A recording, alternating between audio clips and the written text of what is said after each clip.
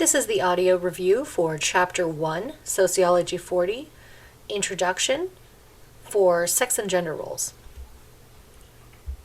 Okay, so the chapter starts talking about this kind of history of high heels, right? And it leads with this quote from Louboutin, who obviously is famous for heels and other things, saying, "A man in high heels is ridiculous." Right? But what Christian Louboutin does not understand is that when you actually look at the history of high heels, it has a surprising gendered past that isn't the way we represent gender today. Right? So in the 1500s, soldiers of the Persian army, who were the most lethal and effective warriors anywhere, wore high heels. So high heels were seen as a symbol of masculinity and strength. As a result, the King of France appropriated them. So it's interesting too, as the king, it wasn't just enough to have heels. The king had the highest heels to set himself above the common people. Because of course, as the king appropriated heels as part of his fashion, this kind of trickled down and men of all social classes started wearing high heels to try and be more masculine. So the shoes invoked a distinctly manly power related to victory in battle, right, associated with the Persian army warriors. Consequently, the king had to have the most manly heels, which meant the highest ones, and he made it so that no one else could have heels quite as high as his. So it's interesting, when women first started wearing high heels, it was actually as a form of masculine mimicry. So women began wearing heels in the 1600s, and as more women began wearing heels, men abandoned them as a symbol of their masculinity. So this is a powerful example of how our styles of clothing are these artifacts that support our social construction of masculinity and femininity, right? The attempts by aristocrats to keep high heels to themselves are part of a phenomenon that sociologists today call distinction. So distinction is a word used to describe efforts to distinguish one's group from another. So high heels still continue to serve as a marker of gender distinction, but now, with few exceptions, it's very normative for women or people who are femme-presenting to wear high heels today.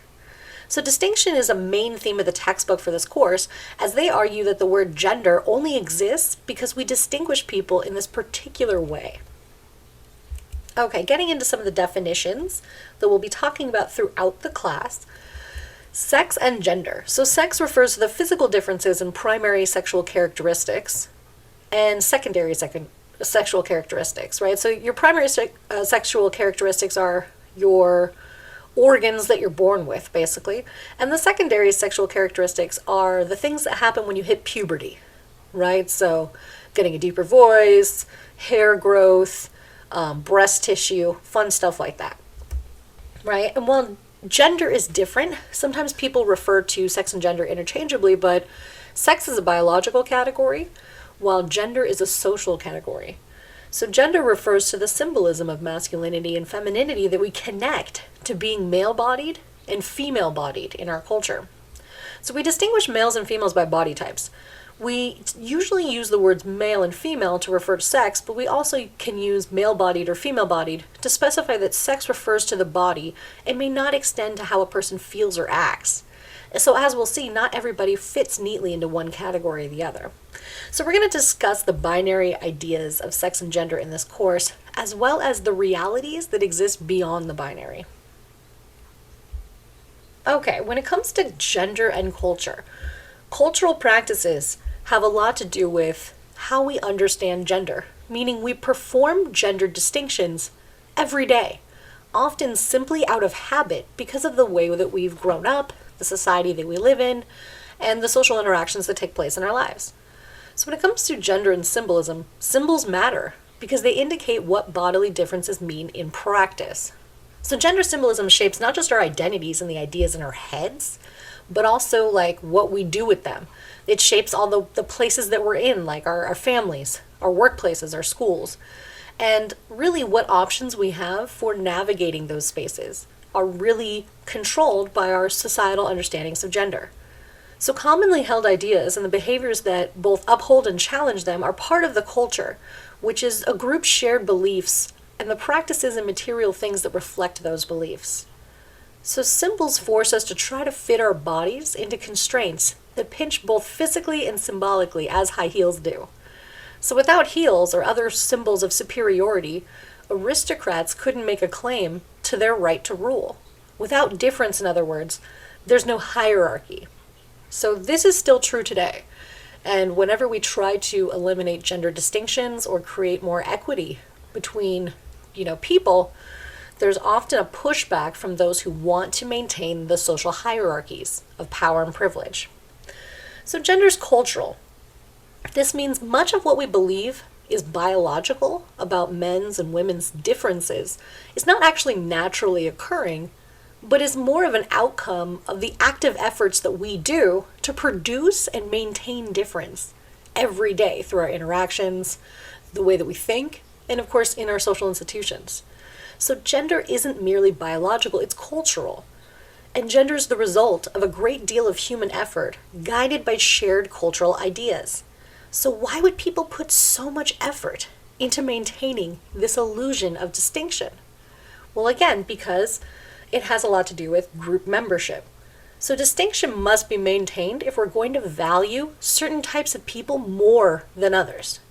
So if we allow some people to demand more power, attract more prestige, and claim the right to more or extreme wealth, then we need those distinctions. Wealth and power continue to be hoarded and monopolized.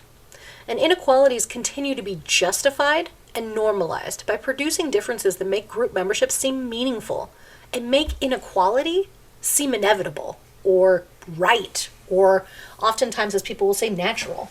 We all engage in actions designed to align ourselves with some people and differentiate ourselves from others. So often the distinctions have to do with these kind of groups like social classes, racial or ethnic categories. It could even be about where you live, like the divide between people that live in urban areas or those that live in rural areas, or these kind of binary categories of gay and straight identities. It could be our political parties, the religious groups we're a part of, other distinctions, right? These are all the ways in which we're divided in society and often give us either a membership, but also kind of a distinction along a hierarchy. So not all group membership is bad, since it provides us with a sense of belonging and gives us pleasure, but it can also be a source of uneven distributions of power, so that's why it's important to examine in a sociological way. Group memberships also serve as classifications by which societies unevenly distribute power and privilege. So gender's no different in this regard. By creating and emphasizing distinctions and differences, we normalize injustices and make inequality seem inevitable, which it's not. It has a lot more to do with the way we organize things. So when it comes back to gender and distinction, group membership also serves as classifications by which society unevenly distributes power and privilege. So it's important to kind of understand, we're going to talk about intersections and way that other social identities work, but particularly how this works with gender. In later chapters in the book, we're going to explore difference and hierarchy and how it involves both pleasure and pain. And we'll seriously tackle the problem of gender inequality, but first we're going to talk about, for a few chapters, just, understanding how gender works and really just how interesting it is as a social phenomenon, right, that we can study and examine once we realize it's not, inevitable, the kind of distinction we have today. And this is, again, circling back to the idea of social construction. We know something's socially constructed if it's not the same across cultures, right? Or if it's not the same within one culture over time. And we know gender is definitely not the same across cultures and definitely has changed in the last, in our own historical understandings. Like, think about what it meant to be a woman 100 years ago or what it meant to be a man 100 years ago, right? That's very different than the current understandings of femininity and masculinity. So we're going to talk about how these things have changed, why they've changed, and just how dynamic these understandings can be.